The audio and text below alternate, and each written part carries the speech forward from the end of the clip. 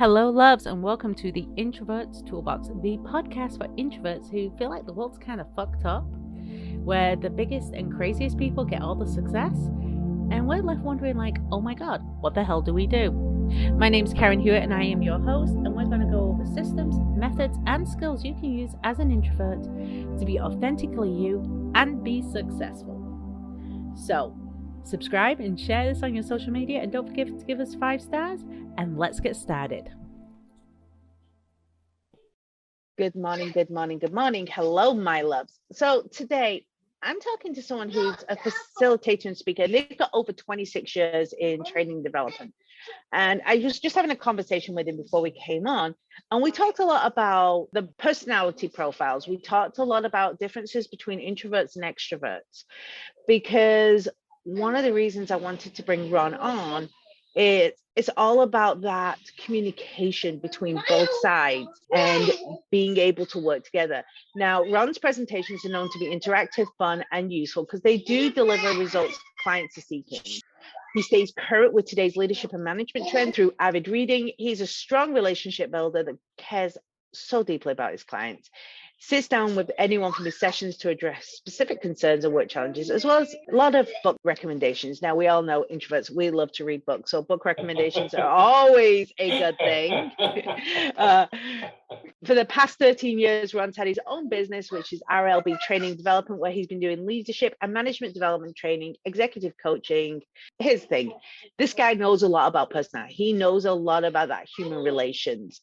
And on top of that, he's apparently, and I'm not going to hold this against him, but he is a New York Giant football fan. I don't get football at all. I am not a sports person, but he is a football fan and a marathon runner. He is from New Jersey, so I guess that's probably one of the reasons he's into football. Like I said, not going to hold it against him, but we're going to get to know Ron today. Hi, Ron. How are you doing? Hi, Karen. I am fine. Thank you. So we were talking before we came on here, and you are an introvert as well. Mm-hmm. But you have found massive success, not only in corporations where you've worked, but now in the last 13 years where you've had your own business. And we were discussing a few things, and I'm just going to throw it right out there straight away, is you came up with was the DISC profile. We have so many personality tests that are out there in the world. Yeah. It's like, oh, did you take the Myers-Briggs? Did you take the DISC? Did you take the color? Did you do this? Right. That is who you are. How do you feel, because you come from a corporate background that does rely heavily on some of these, how do you feel that impacts how we view introverts and extroverts in this day? Yeah, I think it does have a big impact, Karen. And I also think the impact can be very positive, and there can be negative ramifications from that too. I think a lot of times when people take personality assessments, and particularly when managers and leaders of organizations take the assessments and they look at the assessments of their own people, they attach labels. And that's not fair. I mean, that's just not fair. I'll tell you again, we were chatting before we came on the air. An old boss of mine one time, people were in town from Copenhagen, which is where we were headquartered.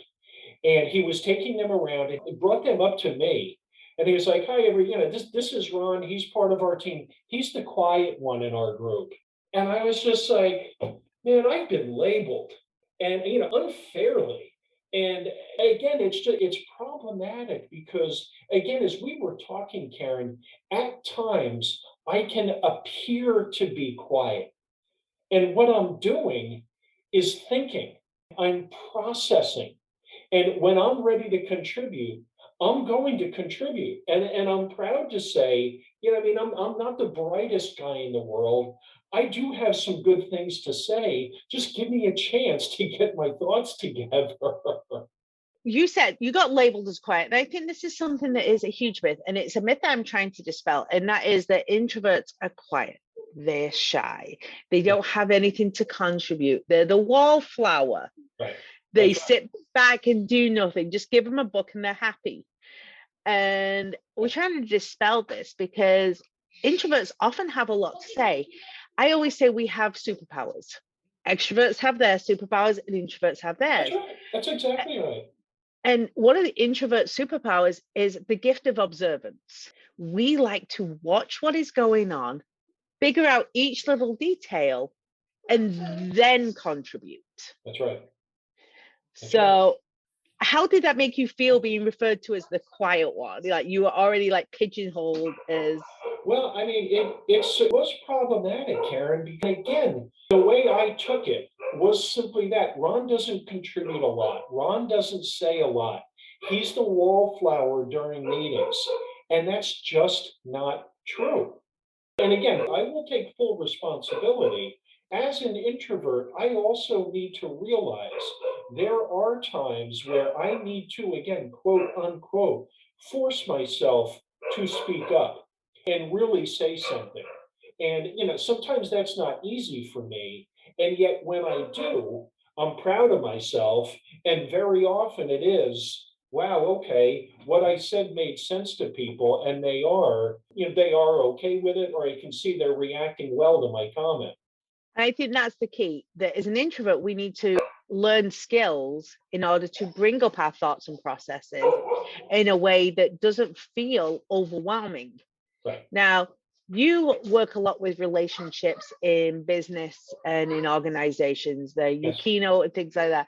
How do you help both the introverts and extroverts come together on the whole, not only the introverts speaking up, but extroverts being willing to listen? A big part of this, Karen, goes to setting expectations as well. And I was talking to someone about that this morning. Setting expectations for people is so critical. And what I mean by that simply is when a meeting starts, the expectations need to be crystal clear in that, okay, everybody, this is what we're going to do. We're here to discuss. I'm taking this out of the air. Are we going to launch the product first of the month or not? That's the decision we need to make. Okay, fine, that's the decision. And then everybody, this is what we're going to go, this is what we're going to do. We're going to go around the room. Each person is going to speak, and and the expectation is we listen. There are no interruptions, there are no questions until the person has finished speaking. And a lot of times it's just been my direct experience that by those simple expectations allows everybody to speak, particularly the introverts. And I think that's a great point. We can help as business owners. Like I have a team and I'm an introvert, so I tend to always say, what do you have to offer? What do you have to offer?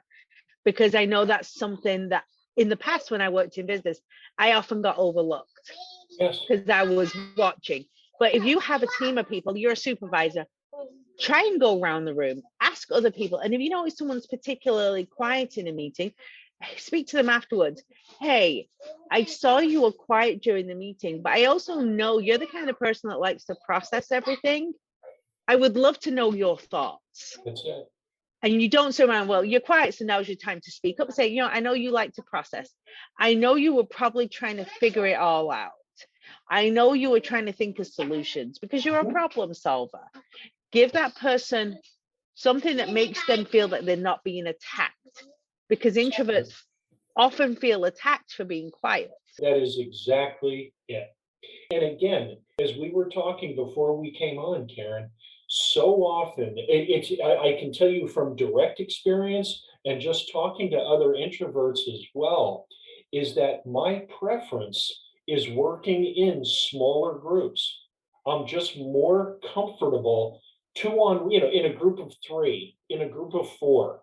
Can I work in a group of 20 people? Of course I can. It's not my comfort zone because I am an introvert and I just prefer smaller groups. I'll contribute. And again, candidly, maybe not quite as much in a larger group. I will contribute absolutely. If I feel strongly about something, I'm going to say something then, absolutely. Right. And that's the other thing. Introverts tend to have a strong feeling to speak up because we don't do that small talk. We don't sit there and go, oh, well, yes, we like the color paper you printed this on. Yeah. It's like, okay, the color paper doesn't matter. But I can see here that this diagram where you've done this may break. Exactly. So we need to speak up because that's a problem. And actually, what you make me think of, Karen, something that I don't do well is I am not, for whatever reason, and I do think it's part of just, the introversion and how I'm wired. I am not a real good idea type of guy. I'm just not. I don't come up with real creative, out of this world ideas. And I admire people who can think like that. I really do. It's like, where, how did you come up with that? What I do well, though, is I can take the idea and then I can break it down and make it reality. I can put a project plan around that. The other thing I do well, I can take existing material, analyze it, and move things around to make it even better. I mean, oh, wait, everybody. I'm just, this module does not belong in day two. It needs to be in the morning of day one because we can make the connections and those sorts of things. That's what I do well. And that's a big contribution. Right. Everyone has a big contribution. I know I've always been the off the wall, crazy idea person. That's me. And I am a complete introvert. But I sit there and I watch and go, so why are we doing this? Why don't we just do that? And let's go as crazy as possible. But I will put extroverts in the lead to run it so I don't have to be in front of everyone doing it. Right. That's right. And we have to, especially in business world, especially whether you own your own business, like I said, or you're in a career, getting to acknowledge these different individual types. And it's not necessarily a personality type, because I don't believe introvert or extrovert's a personality. It's a recharge mechanism. Because we can have extroverts that are shy as, oh, they're just shy. Yes. As they are, but they're extroverted and they recharge by being around people. And then we have introverts that will get up in front of people, but then they're like, okay, I need some me time. I'll be back in 15 minutes. Right. That's right. That's right. The classic example for me, again, is the Future Leaders program that I had mentioned earlier. We used to have 12 participants, and we would spend, well, they were in for a week.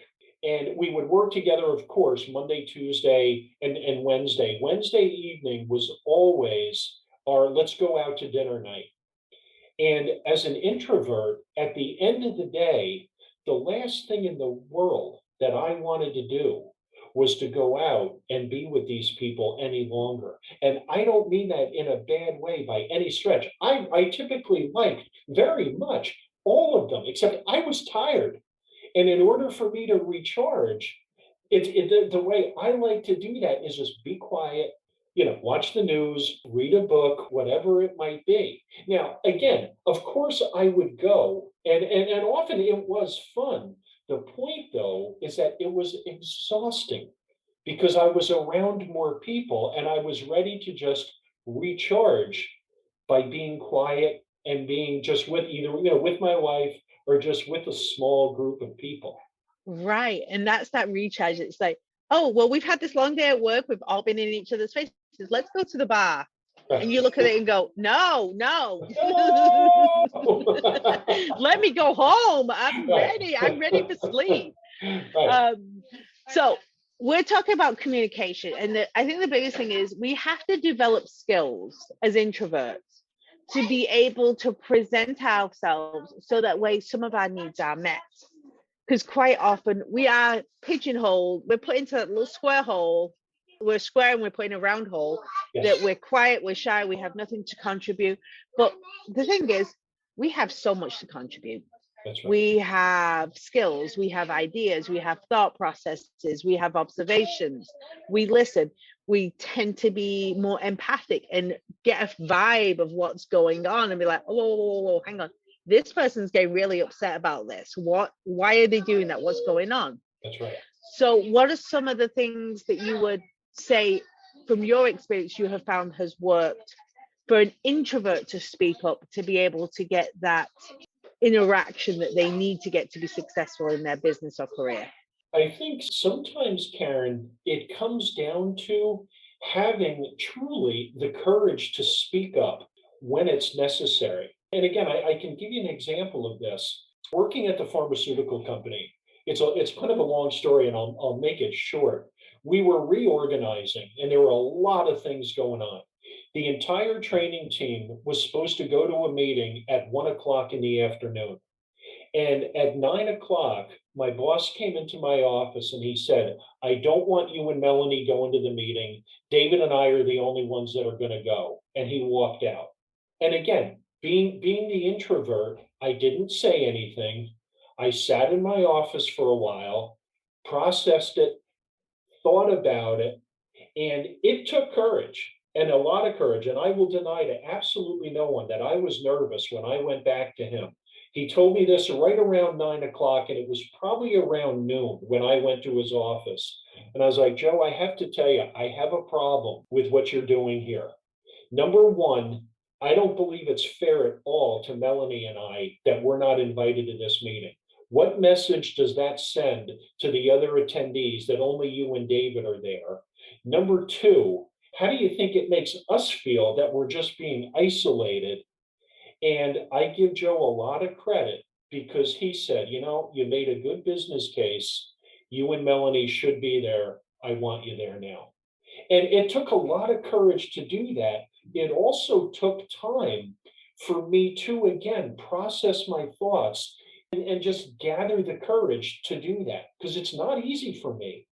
I know personally when I was in more of a career field than my own business, one of the things that I would do is something, because a lot of time, well, we want to make this easy on you. You don't need to be there. We know you don't like this. You're too quiet. I'd listen and then I'd send them an email about 20 minutes later going, I understand where you're coming from. However, how are you expecting to explain this, and this concept? And they would go, oh, those are your concepts. There you go. Yes, and how are you going to present them? And they'll be like, okay, then maybe you should be there. You do need So, you. so be willing to speak up. And you don't have to be as brave as Ron was and go into someone's office and go, hey, guess what? You can do it by email. You can do it by phone call. Yes. Yes. It doesn't have to be in your face. But the other part of that as well is we tend to observe, we tend to watch, we tend to think things through. And I will say there was definitely a dynamic shift in business, probably in the 80s, when you look through the history of the business. Because if you go back to the 40s, 50s, 60s, 70s, the people in the office in corporations that were almost revered were the quiet individuals that got the work done, came up with the projects, created them, did all the administrative, did all the organization, the project management. Mhm. The people that were naturally introverted and pulled things together as problem solvers.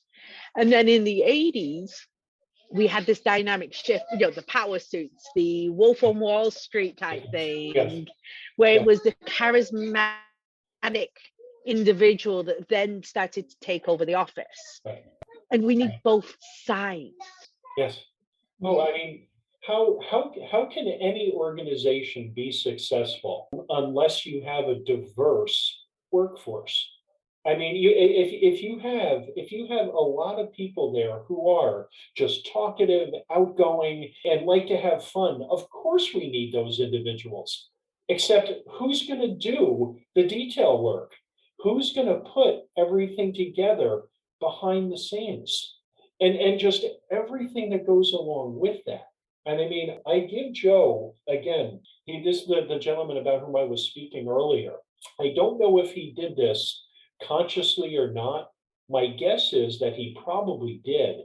We had a pretty small team and we were very, very diverse. He was, from the desk, he was the dominant of the group. He was the results oriented person. Joe was task oriented, fast paced, and got things done. Melanie was also fast paced, and she was more of the thinker in the group, if you will. She liked to get things done. She could put together beautiful project plans. And again, where it's just like, Melanie, the detail you come up with is just amazing. David was also, faster paced and relationship oriented, where he would do really good presentations. He could do things off the cuff really quickly. And I admired him for that. What I did well, being slower paced, relationship oriented, I was the steady in there where I built long lasting relationships with people. I also was the detail person, and I was one of the ones who could do a lot of the longer classes that we offered because of the ability to develop relationships with people. So we were very diverse and we were very, very successful. Absolutely. And it's also to go to say that I know extroverts that are very detail based and really good at it. And I know introverts that are very dominant and very fast paced. There is no actual set thing for an introvert and extrovert, That's right. but it's about having those boundaries and respecting not only yourself, but those around you to establish your boundaries, enforce your own boundaries. And I always tell people, if someone was treating your best friend in the way that you feel is unfair, would you sit there and watch it or would you speak up? And they're always, oh, I would say something.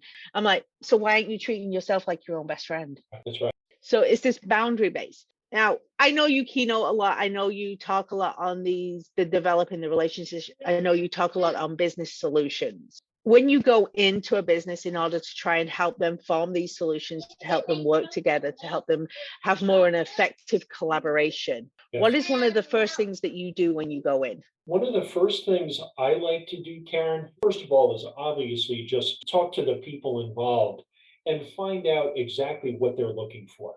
Number one, because I mean, I'm just not a believer. And again, it goes back to I'm not sure I want to say me being an introvert, still me wanting to make sure I have the details so that whatever it is we're going to do together hits the mark.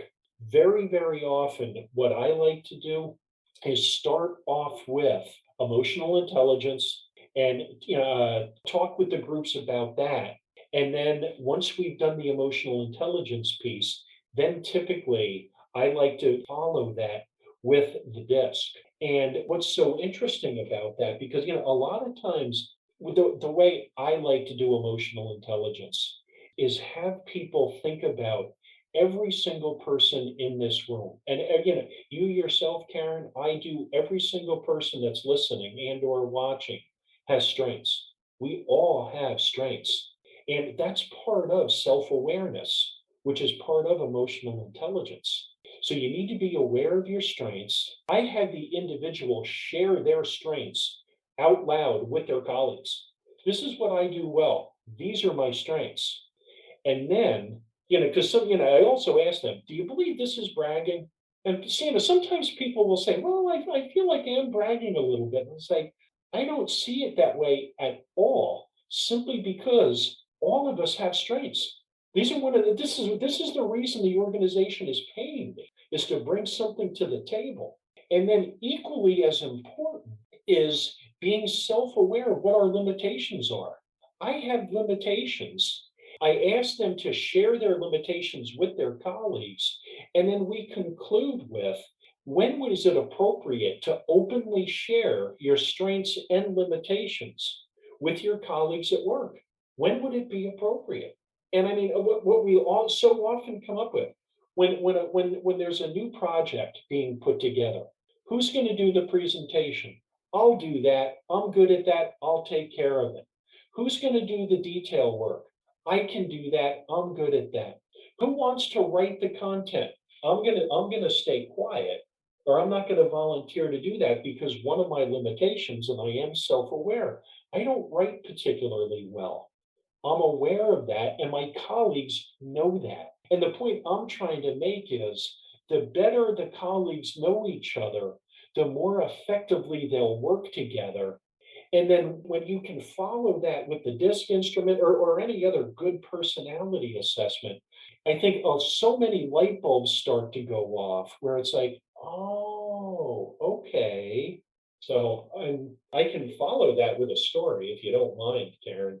Go Uh, ahead. Many years ago, I worked for Toshiba.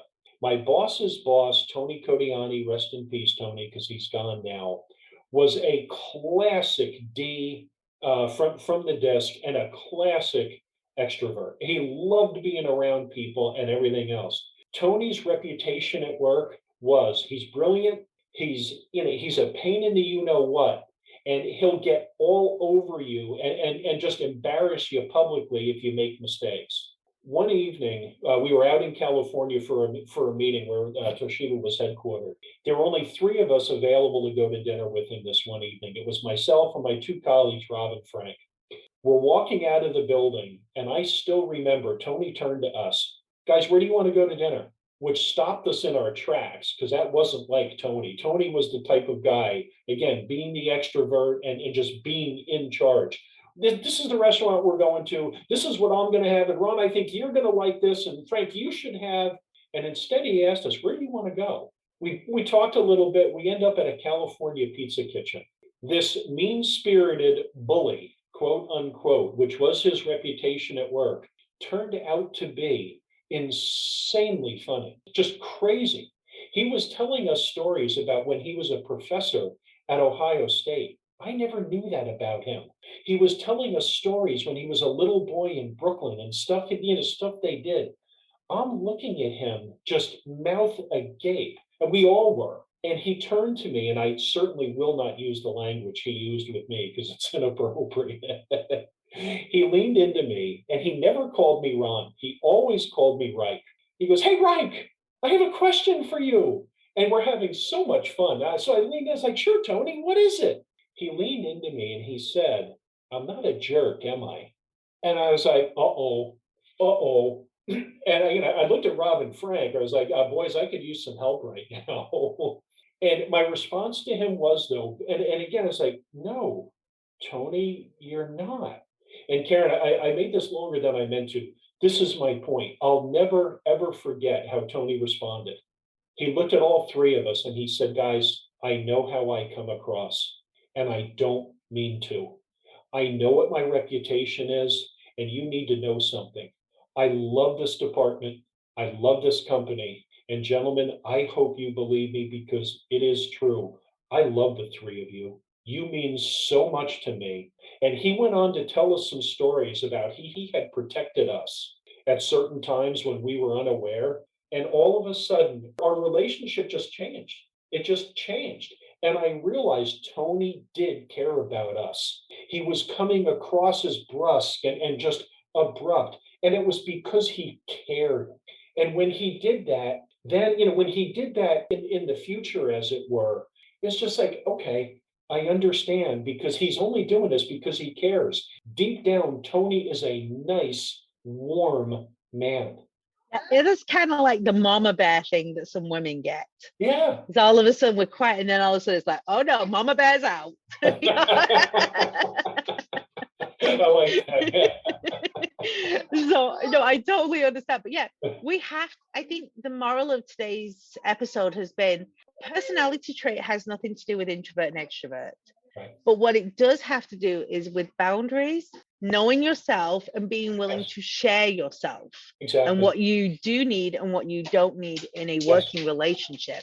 Yes. And I can even say that will go through any relationship. It doesn't just have to be a working relationship, a friendship, a relationship. Express, hey, I'm really enjoying spending time with you, but right now I just need to recharge. So let me go watch my Netflix for 15 minutes and then we'll talk again. Karen, I did a 2-day leadership class at a pharmaceutical company quite a few years ago.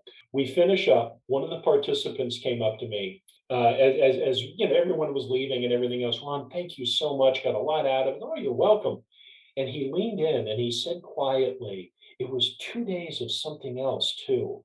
And I kind of thought I knew where he was going to go. And I was like, well, what do you mean? And he said quietly, Ron, it was 2 days of really good marriage counseling.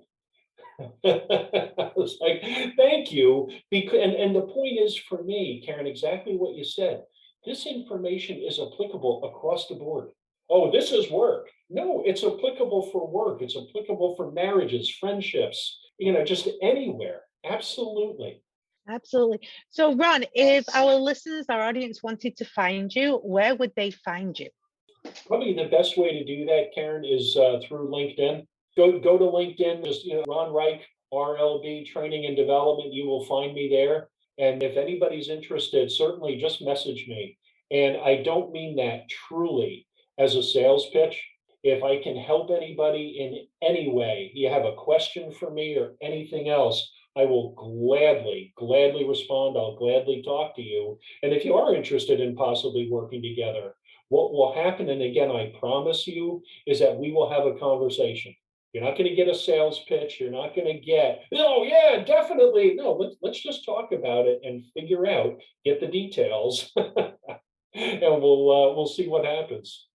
Fantastic. Thank you. Well, I will make sure we put all the contact information and links in the show notes. I want to now my question is to the audience is, and we ask this every episode in the comments, whether it be in the reviews of the podcast, whether it be on the social media shares. I want to know, what is one thing that you've taken away from this episode that you can put into your life to help you live that more fulfilling life? We want you to grow into that best version of yourself. We don't want to change you. We just want you to be the best version of yourself. So drop a comment, let us know what was that one thing that just made you go, moment, I get it. I realize it. Thank you so much for joining us today, Ron. And thank you everyone for listening. We'll talk with you soon. Ta-ra for now. And thank you for listening to another episode of the Introverts Toolbox. Don't forget to like and subscribe. And you know what? I want to know, what is one thing you learned today? Is there something that you're going to take and use in your life or your business? Let me know below.